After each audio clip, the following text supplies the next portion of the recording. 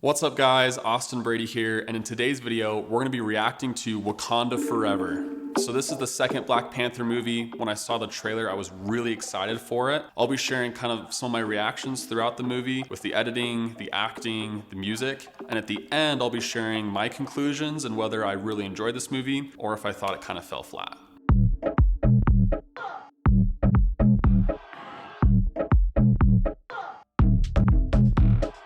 All right, let's start with the music. So Ludwig Göransson, I think I'm saying that correctly, sorry if I'm not. He is an incredible composer. He did Black Panther, the original. He did Black Panther, Wakanda Forever. If you love Star Wars, he also did Boba Fett, the Book of Boba Fett, and The Mandalorian. He also has done movies like Creed, as well as Tenet. All of these movies and shows I've personally seen, and the music is just incredible in every single one of them. A lot of you may know of Hans Zimmer, who does incredible work across many different franchises, and I could see Ludwig becoming the next Hans Zimmer. His unique style and taste in music, his ability to craft naturalistic tones and underlying feelings throughout the composing just makes for a very interesting sound, and as a viewer I really appreciate that. Speaking of music, also the absence of music in this movie was very apparent. There was moments where the music would completely cut and the theater was just absolutely silent, and you could just tangibly feel the emotion in the movie and also the audience was having as they reacted to this. And I really feel like using silence in a movie or in a film, particularly in this film where grief, death, a lot of heavy emotions are a part of the storyline. With that aspect, I feel like this film did a very good job in nailing the emotional impact of what they were trying to portray, as well as sharing what the characters were feeling with just sound design and music itself.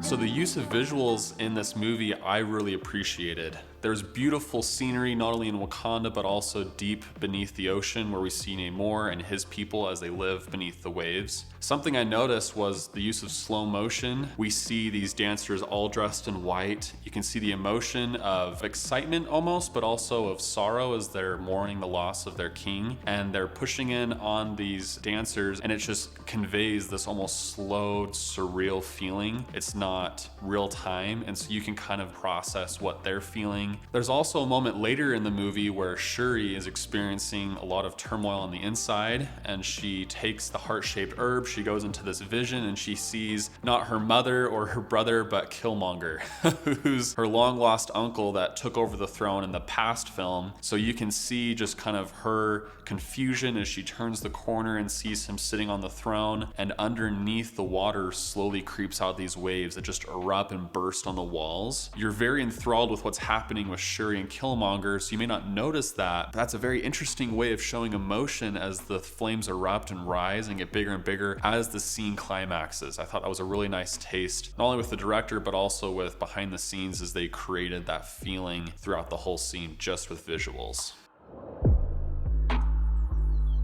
So I feel like the editing fell flat in some areas, but there was one moment where I felt like they did a particularly good job. So early on in the movie, there's a scene where the governments of the world have sent out their military to find an area where they can source and mine vibranium. So they have this vibranium detector deep in the ocean, and there's this very like dark, eerie scene where they send the scientists down and they're looking around the machine, trying to see if they found vibranium. And there's a moment where they see something off deep in the water, and instead of showing you exactly what they're experiencing, they cut back and forth to their heart monitors on the screen. They also have the sound of the radio as they're communicating back and forth.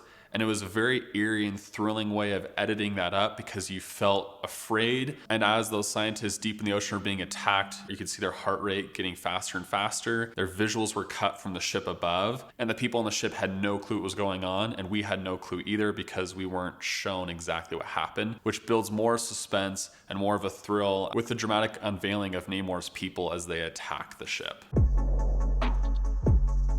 Okay, now for acting. There was a lot of moments where I feel like the acting was extremely well done. The end credit scene was really cool as they didn't say a lot. There was a lot of looks and glances, and I think that's very powerful in conveying what you want the audience to understand. But there was moments in the middle where the acting was extremely cheesy. Like I felt like it just like kind of stumbled a bit. There's a moment where Namor comes and he approaches the Queen as well as Shuri, and that whole interaction is just very awkward. It didn't feel like it had the weight that it needed to. Maybe that's just poor planning in the beginning, but I feel like that scene was not as powerful as it could have been. Whereas in other scenes, the emotion was conveyed and the acting was fantastic. Okay, and then for tributes, they did a very touching tribute throughout the whole film, I feel like, not only to Black Panther and T'Challa, but also to Chadwick Boseman himself, who was the actor who played Black Panther before. There was a lot of elements throughout that just showed how much that he means to a lot of the fans of the Marvel Universe, and also to his family, and I feel like that was very touching, especially because he passed away fairly early in life.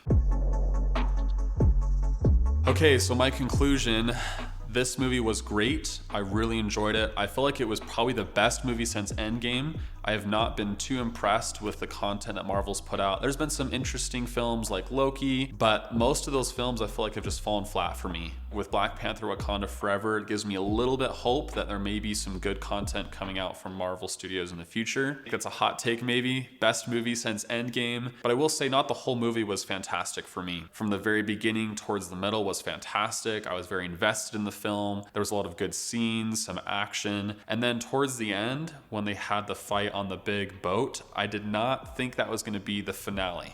I really expected that was like kind of a second battle to the main final battle, but to my surprise, that was actually the final battle as Shuri and Namor kind of battle it out on the beach.